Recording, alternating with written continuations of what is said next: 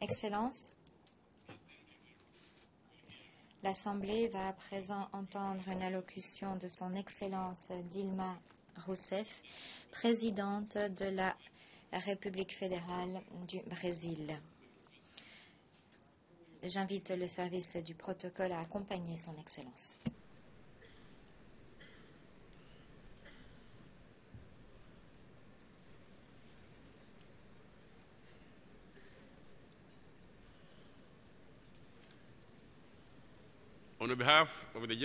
Au nom de l'Assemblée générale, j'ai l'honneur d'accueillir aux Nations Unies son Excellence Dilma Rousseff, présidente de la République fédérale du Brésil, et je l'invite à prendre la parole devant l'Assemblée.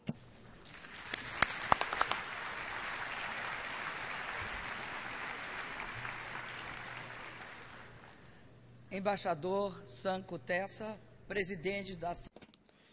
Monsieur l'ambassadeur Sam Kutesa, président de la 69e Assemblée générale des Nations unies, Monsieur Ban Ki-moon, secrétaire général des Nations unies, Mesdames et Messieurs les chefs d'État et de gouvernement, Mesdames et Messieurs, pour le Brésil, en tant que pays qui a l'honneur et le privilège d'ouvrir ce débat, c'est un grand plaisir de voir siéger à la présidence de cette session un fils de l'Afrique. Nous, les Brésiliens, nous sommes liés au continent africain par des liens historiques, des liens culturels et par l'amitié. La contribution de l'Afrique a été et est toujours très importante pour établir l'identité nationale de mon pays. Monsieur le Président, j'ouvre ce débat général quelques jours avant la tenue d'élections au Brésil qui permettront de choisir le président de la République, les gouverneurs des États et une partie importante du Congrès. Ces élections représentent le point culminant de la démocratie que nous avons obtenu il y a 30 ans, après 20 ans de dictature. Et par le biais de la démocratie, nous avons également beaucoup progressé en matière de stabilité économique. Depuis une douzaine d'années, nous avons consolidé plus avant ces résultats et je pense notamment à la consolidation d'une société sans exclusion qui se base sur des mêmes possibilités pour tous. La grande transformation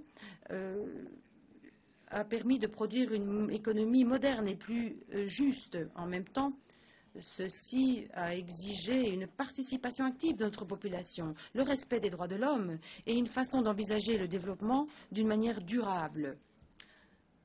Enfin, cette approche a également exigé d'agir sur la scène internationale en se basant sur une approche multilatérale, en respectant le droit international, la recherche de la paix et la solidarité. Monsieur le Président, il y a quelques jours, la FAO a annoncé que le Brésil ne figurait plus sur la carte mondiale de la faim.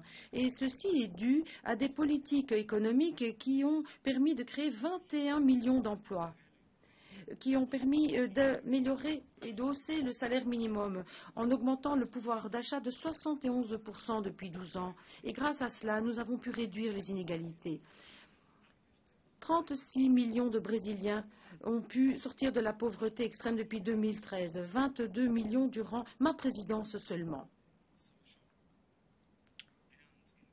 Des politiques sociales et des programmes de transfert des revenus ont également consolidé ces efforts, notamment le plan le Brésil sans la pauvreté extrême. Dans le domaine des soins de santé, nous sommes parvenus à atteindre l'objectif de réduction de la mortalité infantile avant la date butoir établie par les objectifs du millénaire pour le développement. Et l'accès universel à l'éducation primaire est devenu réalité et nous tentons de faire le même pour l'éducation secondaire. Nous nous sommes engagés à améliorer la qualité de l'éducation en renforçant les programmes et en renforçant la formation des enseignants. L'enseignement professionnel a également progressé. Des centaines de nouvelles écoles ont ouvert leurs portes et ont permis la formation professionnelle et technique de 8 millions de jeunes gens ces 4 dernières années. Il y a eu un renforcement sans précédent de l'éducation supérieure avec la création de nouvelles universités. De nombreuses personnes ont pu bénéficier de bourses et d'aides financières pour avoir accès à des universités privées. Des actions affirmatives ont permis à de nombreuses personnes d'origine pauvre, autochtones ou de descendance africaine à avoir accès à des universités. De plus, le défi pour construire une société basée sur la connaissance a mené à la création d'un programme spécial, la Science sans frontières, qui a envoyé des centaines de milliers d'étudiants de premier et de deuxième cycle aux meilleures universités du monde. À l'initiative de la présidente, le Congrès a adopté une loi qui prévoit l'allocation de 75% des redevances de l'exploitation de pétrole en zone antésalifère vers l'éducation et 25% vers les soins de santé. De plus, nous allons remplacer les ressources limitées comme le pétrole et le gaz en avoir permanent. L'éducation, la science, la technologie et l'innovation. Et ceci représentera notre laissez-passer pour l'avenir. Monsieur le Président, nous n'avons pas négligé la discipline budgétaire et la stabilité monétaire et nous avons protégé le Brésil d'une vulnérabilité extérieure, mais en même temps, nous devons répondre aux différents défis posés par la crise économique mondiale qui a commencé en 2008, qui a suivi l'écroulement de la banque Lehman Brothers, qui est devenue une crise de la dette souveraine dans de nombreux pays. Nous avons survécu aux pires conséquences, chômage, diminution des salaires, érosion des droits sociaux et gel des investissements. Nous avons l'intention de continuer à distribuer les revenus en stimulant la croissance et l'emploi, en continuant les investissements dans l'infrastructure. Le Brésil est passé de la 13e place à la 7e place en tant que plus grande économie du monde. Les revenus ont été multipliés par 3.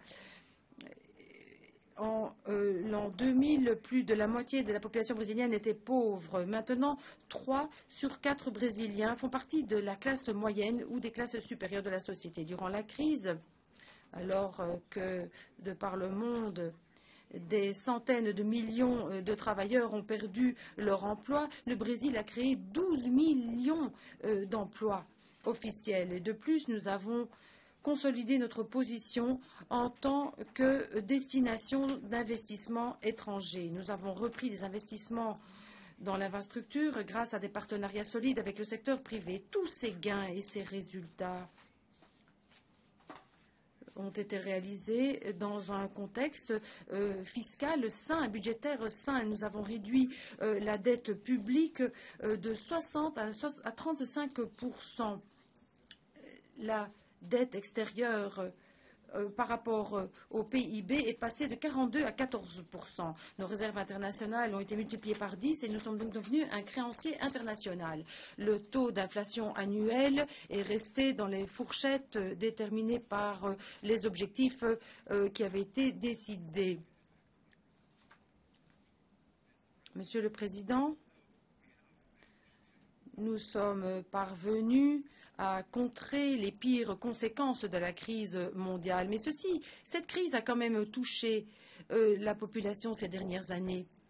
Et ceci est dû au fait que dans toutes les régions du monde, il reste des difficultés économiques qui ont une incidence sur notre modèle de croissance. Et j'aimerais réitérer ici ce que j'ai dit l'année dernière lors de l'ouverture du débat général. Il est très important de reprendre, de relancer le dynamisme de l'économie mondiale qui devrait servir de moteur pour les investissements, un instrument pour encourager le commerce international et qui devrait permettre de réduire les inégalités entre les pays et pas un élément qui va ralentir le développement économique et la distribution des revenus dans la société de manière générale. Concernant le commerce international, toutes les parties doivent s'engager à suivre un programme de travail et à terminer le cycle de Doha. Il est crucial, Monsieur le Président, également de mettre fin aux disparités qui existent entre certains pays en développement dans l'économie du monde et leur représentation insuffisante et leur sous-représentation dans les processus de prise de décision, notamment au sein d'institutions financières internationales comme le FMI et la Banque mondiale. Le retard pour élargir les droits de vote des pays développants au sein de ces institutions est tout à fait inacceptable.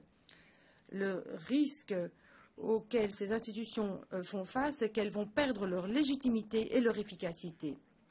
Monsieur le Président, le Brésil a eu le plaisir d'accueillir le 6e sommet des pays membres du BRICS au mois de juillet. Nous avons accueilli les dirigeants de la Chine, de l'Inde, de la Russie et de l'Afrique du Sud pour une réunion fraternelle et riche qui a indiqué les grandes perspectives de l'avenir. Nous avons signé des accords pour créer une nouvelle banque de développement et un accord pour une réserve d'urgence. Cette banque va pouvoir permettre de répondre aux besoins de financement en infrastructure des pays BRICS et d'autres pays en développement. L'accord de la réserve d'urgence permettra de protéger les pays d'instabilité financière de l'extérieur. Et chaque instrument reprendra une injection de capital de 100 milliards de dollars. La génération de dirigeants du monde, c'est-à-dire notre génération, a été interpellée pour qu'elle relève des défis redoutables concernant la paix, la sécurité collective et l'environnement.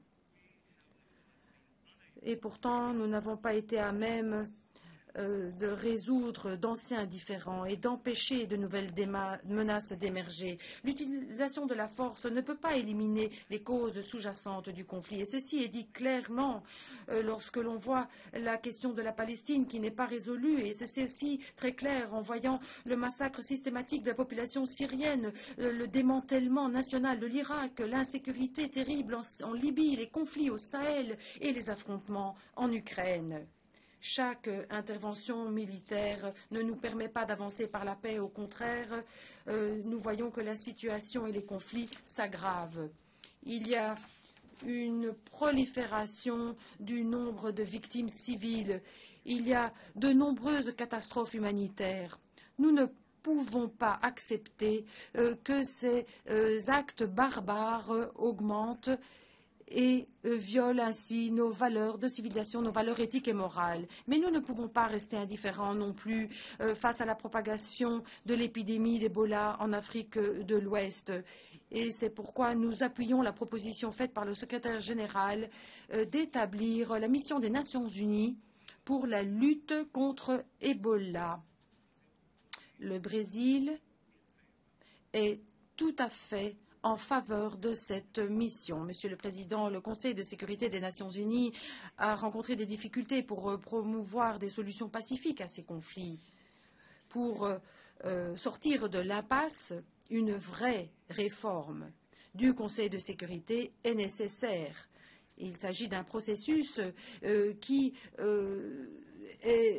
se fait attendre depuis très longtemps. Le 70e anniversaire des Nations Unies en 2015 nous semble une occasion propice pour tenter d'atteindre les progrès nécessaires. Je suis convaincue que nous comprenons très bien les risques qui sont liés à la paralysie et au manque d'action prise par le Conseil de sécurité. Un Conseil de sécurité plus légitime et plus représentatif permettra à celui-ci d'être plus efficace. Je souhaite souligner que nous ne pouvons rester indifférents face à la crise israélo-palestinienne et surtout après les terribles événements dans la bande de Gaza. Nous condamnons l'utilisation disproportionnée de la force qui a eu un impact épouvantable sur la population civile, notamment les femmes et les enfants. Ce conflit doit être résolu comme il se doit. Il ne doit pas être géré à la va-vite comme cela a été le cas. Des négociations efficaces entre les parties doivent mener au final à une solution des deux États. La Palestine et Israël vivant côte à côte en toute sécurité et dans le cadre des frontières reconnues internationalement. Face à tant de situations de conflit, l'Amérique latine et les Caraïbes tentent de juguler un problème qu'ils connaissent depuis des centaines d'années, l'inégalité sociale. Les racines de la démocratie sont devenues plus fortes, ce qui nous a permis d'avancer en matière de développement économique durable. Par le biais de l'UNASUR, de la Commission économique pour l'Amérique latine et des Caraïbes et Mercosur, nous avons pu faire des progrès. Monsieur le Président, le changement climatique est un des grands défis de l'heure. Pour pouvoir le relever, nous devons faire preuve de courage politique. Nous devons comprendre l'urgence de la situation et nous devons comprendre que chacun doit agir en respectant les principes de l'égalité et des responsabilités communes mais différenciées. Le sommet sur le climat organisé à point nommé par le secrétaire général ne fait que renforcer les négociations au titre de la Convention cadre. Le gouvernement brésilien fera tout ce qui est en son pouvoir pour faire en sorte que les résultats des négociations pavent la voie à un accord équilibré, juste et efficace. Le Brésil a fait sa part pour lutter contre le changement climatique. En 2009, durant la conférence de Copenhague, nous nous sommes engagés à réduire volontairement nos émissions d'ici à 2020 de 36 à 39%. Entre 2010 et 2013, nous avons évité de rejeter dans l'atmosphère en moyenne 650 millions de tonnes de CO2 par an. Durant cette période, nous avons atteint les taux de déforestation les plus bas de notre histoire. Depuis 10 ans, nous avons réduit la déforestation de 79%, sans négliger toutefois notre développement économique et notre programme d'inclusion sociale. Nous avons montré qu'il était possible de croître tout en protégeant et en maintenant.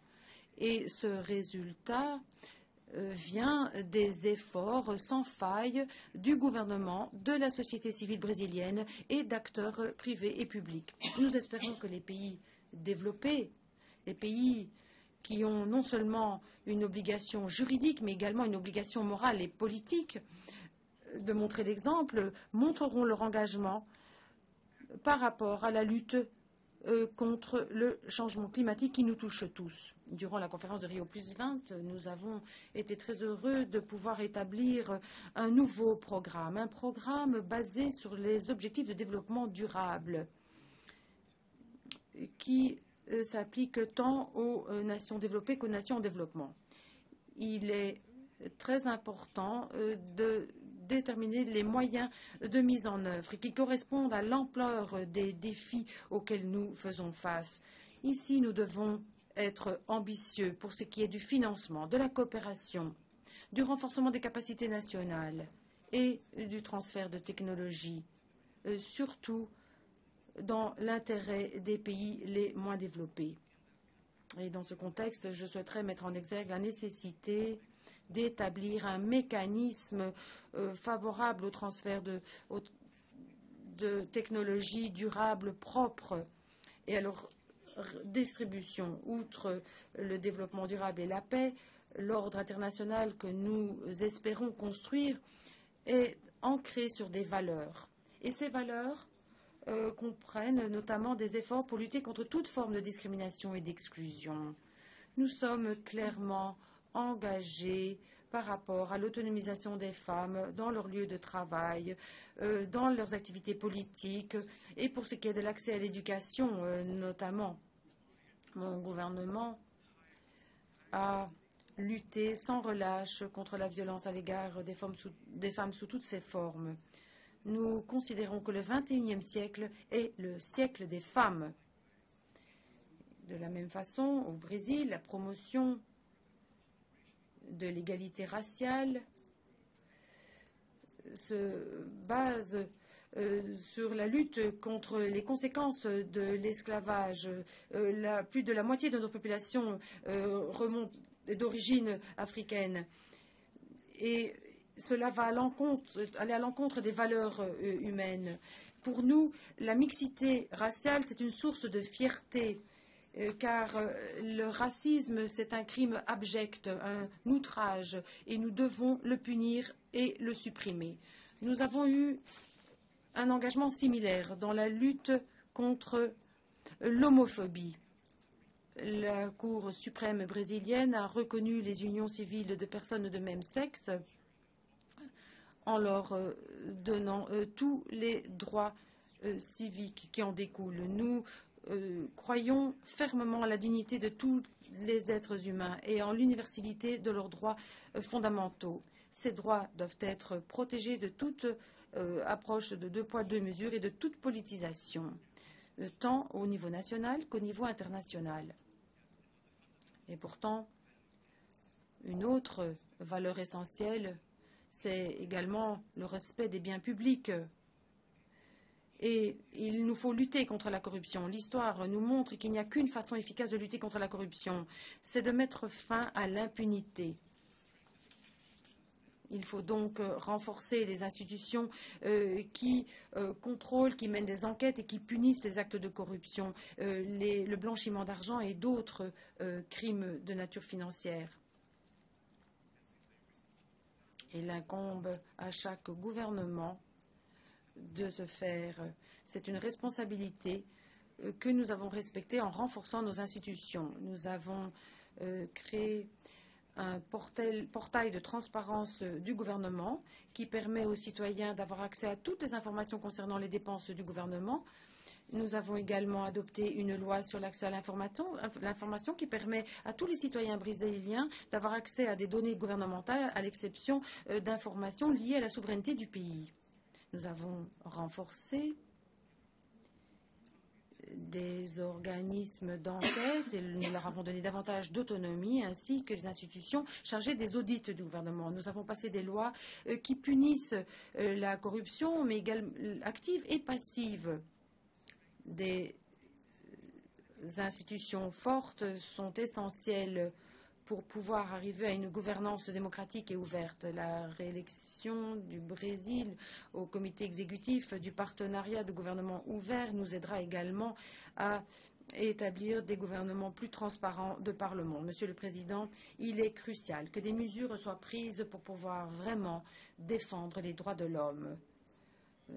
Non seulement dans le monde réel, mais également virtuel, comme cela est stipulé dans la résolution adoptée par cette Assemblée générale sur la vie privée et l'ère numérique. Le Brésil et l'Allemagne ont encouragé cette discussion qui s'est tenue en 2013 et nous souhaiterions approfondir ce débat durant cette session-ci. Concernant le rapport préparé par le haut-commissaire aux droits de l'homme. Ce rapport nous servira de base pour l'évaluation de ces points. Je propose qu'un cadre civil soit élaboré concernant la gouvernance et l'utilisation de l'Internet, un cadre qui se baserait sur les principes de la liberté d'expression, de la vie privée, de la neutralité de la toile et de la diversité culturelle. Je prends note avec grande satisfaction du fait que la communauté internationale, depuis, a mobilisé ses efforts afin de renforcer l'architecture de l'Internet existante. L'initiative du Brésil visant à organiser une réunion mondiale sur l'avenir de la gouvernance Internet, qui s'appelle Net Mondial, à Sao Paulo, en avril, était un pas dans la bonne direction. Cette réunion a permis de rassembler des parties prenantes de différentes régions du monde et de différents secteurs.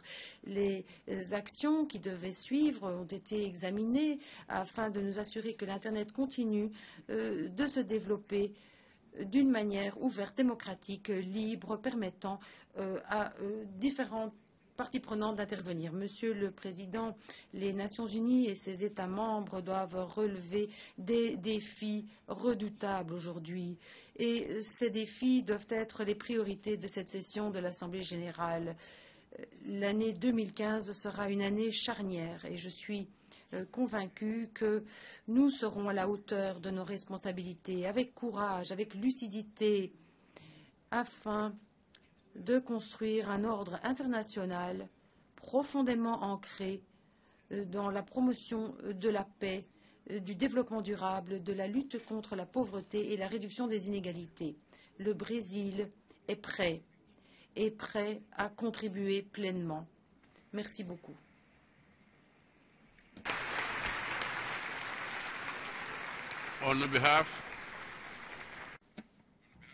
Au nom de l'Assemblée générale, je souhaite remercier la présidente de la République fédérale du Brésil pour son allocution. Puis-je demander aux représentants de rester assis alors que nous escortons la présidente.